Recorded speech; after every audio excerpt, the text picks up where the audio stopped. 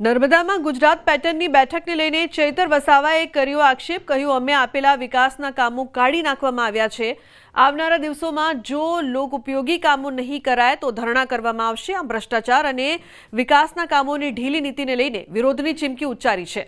તો આ તરફ બેઠકને લઈને સાંસદ મનસુખ વસાવા અધિકારીઓની ઝાટકણી કાઢતા નજરે પડ્યા હતા, જેને લઈને ચૈતર વસાવાએ કહ્યું કે તેઓ અમારા વડીલ છે, પણ તેઓને મારા જેલમાંથી મુક્ત થવા પર બળતરા થતા હશે. હકીકતમાં તેઓ અધિકારીઓ સાથે મળેલા છે. આ મીટિંગમાં અગાઉ અમે જે પણ પ્રકારના કામો આપ્યા હતા એ કામો કાઢી નાખવામાં આવ્યા છે અને કેટલાક અધિકારીઓએ બહારના એનજીઓ કોન્ટ્રાક્ટરો સાથે મળીને બિનજરૂરી કામો મંજૂર કરી દીધા છે. ત્યારે એમાં અમે વિરોધ દર્શાવ્યો છે અને આવનારા દિવસોમાં જો લોક ઉપયોગી કામોનો સમાવેશ કરવામાં નહીં આવશે તો કલેક્ટર કચેરી ખાતે ધરણા પ્રદર્શન અને આંદોલનો પણ થશે. અમારા વડીલ છે, અમે પણ એમના પરથી ઘણું શીખીએ છીએ, પણ મારા જેલમાંથી છૂટી જવાથી મનસુખભાઈને બળતરા થયા હશે તો આવું બોલતા હશે એવું હું સ્પષ્ટ માનું છું. ના, હું નહીં. તમે મીટિંગ જ કેમ ખોટી રાખીને અમને કેમ જાણ ના કરી? પહેલા તો એક ખુલાસો કરો. સુધારા વધારા વાત બરોબર છે, એક પરંપરા છે કે સુધારા વધારે અધિકારીઓ બેસીને સુધારા વધારો કરવાનો હોય. પદાધિકારીને બધા નથી બોલાવવાના હોતા. સુરતના ઉધનાથી ઓરિસ્સાના બ્રહ્મપુર સુધી દોડશે અમૃત ભારત ટ્રેન. દરરોજ સવારે 7:10 કલાકે ઉધના સ્ટેશનથી બ્રહ્મપુર માટે ઉપડશે ટ્રેન. ઓરિસ્સા સુધી સીધી ટ્રેન ન હોવાથી હાલાકી પડતી હતી, જેનો હવે અંત આવ્યો છે. પીએમ મોદીએ અમૃત ભારત ટ્રેનને વર્ચ્યુઅલી લીલી ઝંડી બતાવી છે. આ દરમિયાન લોકાર્પણ કાર્યક્રમમાં રેલ મંત્રી અશ્વિની વૈષ્ણવે હાજરી આપી છે. તો રેલવે મંત્રી પણ હાજર રહ્યા હતા. ઉધનાથી ઓરિસ્સાના બ્રહ્મપુર સુધી ટ્રેન છે તે દોડશે. ઉલ્લેખનીય છે કે આ કાર્યક્રમમાં રેલ મંત્રી અશ્વિની વૈષ્ણવે પણ હાજરી આપી હતી. તો લોકાર્પણનો આ કાર્યક્રમ પીએમ મોદીએ અમૃત ભારત ટ્રેને વર્ચ્યુઅલી લીલી ઝંડી બતાવી. અમેરિકા દ્વારા ભારતીય દવાઓ પર લગાવવામાં આવેલા ટેરિફ મામલે કેમિસ્ટ એસોસિએશનના પ્રમુખનું મોટું નિવેદન સામે આવ્યું છે. ભારતની 75% દવાઓ અમેરિકામાં એક્સપોર્ટ કરવામાં આવે છે, જે પૈકી ગુજરાતમાંથી કુલ 40% દવાઓ એક્સપોર્ટ કરવામાં આવે છે. ટેરિફના કારણે અમેરિકામાં ભારતીય દવાઓ મોંઘી થશે. ભાવ વધારાના કારણે અમેરિકામાં ભારતીય દવાના વેચાણ પર માઠી અસર પણ પડશે. જોવા જાવ તો હિન્દુસ્તાનમાં જે આખા વર્લ્ડમાં જે એક્સપોર્ટ થાય છે 70% એક્સપોર્ટ લગભગ હિન્દુસ્તાનમાંથી દવાઓ આખા વર્લ્ડમાં 115થી વધુ કન્ટ્રીઓમાં દવા એક્સપોર્ટ થાય છે. આજે 45%થી વધુ દવાઓ તો ખાલી ગુજરાતમાંથી જ એક્સપોર્ટ થાય છે. નવરાત્રીમાં વરસાદને લઈને સૌથી મોટા સમાચાર. રાજ્યમાં ભારેથી અતિભારે વરસાદની આગાહી. કાલે 5 જિલ્લામાં વરસાદનું રેડ એલર્ટ આપવામાં આવ્યું છે. અમરેલી, ભાવનગરમાં વરસાદનું ઓરેન્જ એલર્ટ અપાયું છે. અમદાવાદમાં 2 દિવસ ભારે વરસાદની આગાહી છે. તો રાજ્યમાં 5 દિવસ વરસાદની આગાહી કરવામાં આવી છે. आने वाले 7 दिनों के लिए जो गुजरात की स्टेट की फोरकास्ट उसमें लाइट टू मॉडरेट रेन का पूर्वानुमान है. और वार्निंग की बात करेंगे तो आज के लिए जहां पर हैवी रेनफॉल की वार्निंग है वो डिस्ट्रिक्ट है नवसारी, वलसाड़, दमन दादरा नगर हवेली, तापी डांग और नर्मदा छोटा उदयपुर डिस्ट्रिक्ट शामिल है. और इसके अलावा गुजरात स्टेट के सारे डिस्ट्रिक्ट कवर हैं जिसमें थंडरस्टॉर्म की वार्निंग है. અરવલ્લીના ધનસુરાના વડગામમાં ત્રાટક્યા છે તસ્કરો. ફાર્મ હાઉસમાં લૂંટને અંજામ આપ્યો.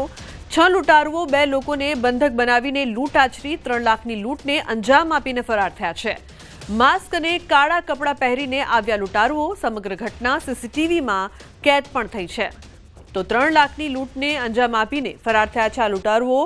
માસ્ક અને કાળા કપડાં પહેરીને આવ્યા લૂંટારુઓ અને આ લૂંટને અંજામ આપીને ત્યાંથી ફરાર થઈ ગયા છે. આ સમગ્ર ઘટના સીસીટીવીમાં કેદ થઈ છે, જેના આધારે પોલીસ દ્વારા વધુ તપાસ કરવામાં આવશે.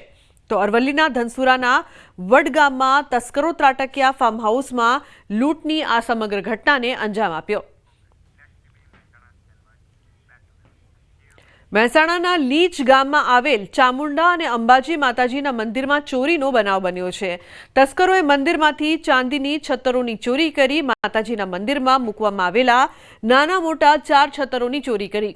મંદિરમાંથી ચોરી કરતા તસ્કરો સીસીટીવી કેમેરામાં કેદ થયા છે. લાંગણજ પોલીસ સ્ટેશનમાં ચોરીની ફરિયાદ નોંધાઈ છે.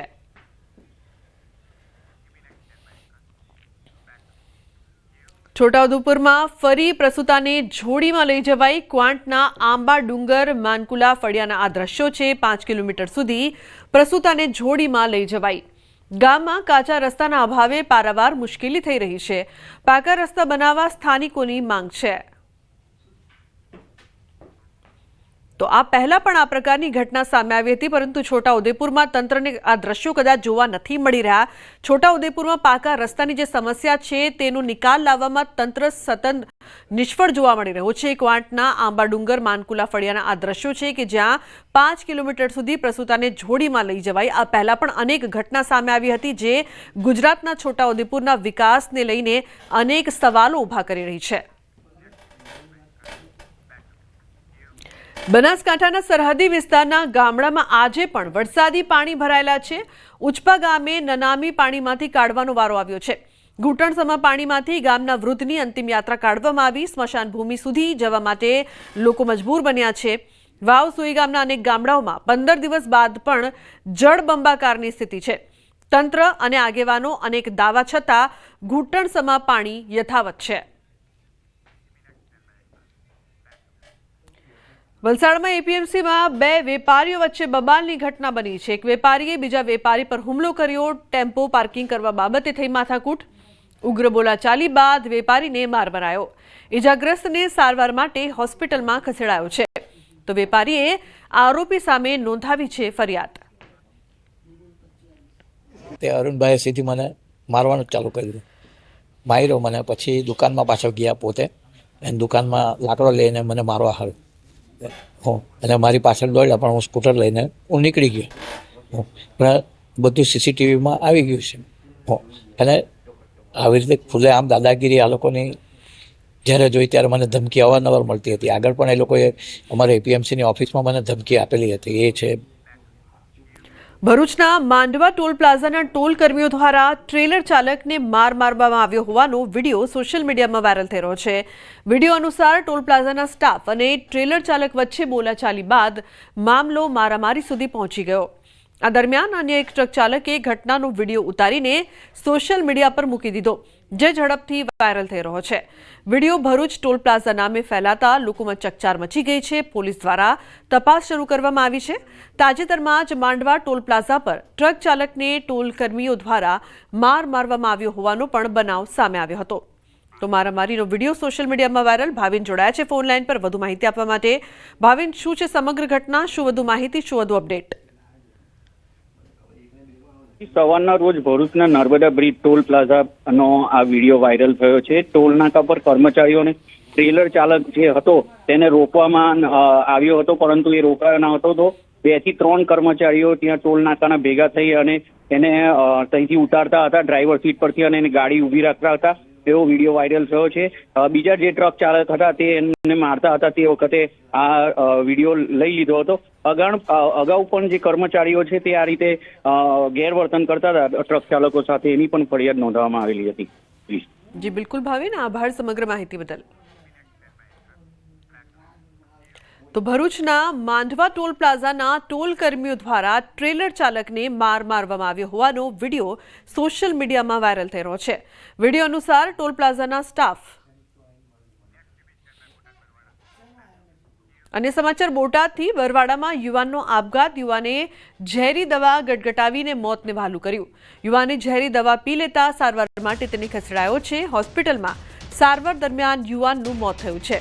તો યુવાનના આપઘાતનું કારણ અકબંધ છે. પોલીસે ઘટના સ્થળે પહોંચીને વધુ તપાસ હાથ ધરી છે. સુરતમાં સિવિલ હોસ્પિટલ નજીક યુવતીનો આપઘાત. પૂજા કુશવાહ નામની યુવતીએ આપઘાત કર્યો છે. કોવિડ બિલ્ડિંગની સામે ઝાડ પર લટકતી લાશ મળી. ડિલિવરીને લઈને યુવતી હોસ્પિટલ આવી હતી. યુવતી ગુમ થતા પરિવારે તેની શોધખોળ કરી હતી. તો યુવતીએ કેમ આપઘાત કર્યો તે અંગે પોલીસ દ્વારા વધુ તપાસ કરવામાં આવશે. જે પ્રકારથી આ સમગ્ર ઘટના સામે આવતા ચકચાર મચી છે, કારણ કે યુવતી ડિલિવરી માટે આવી હતી અને તે બાદ હોસ્પિટલમાંથી તે ગુમ થઈ હતી. પરિવારે શોધખોળ કરી અને તેની લાશ મળી આવી.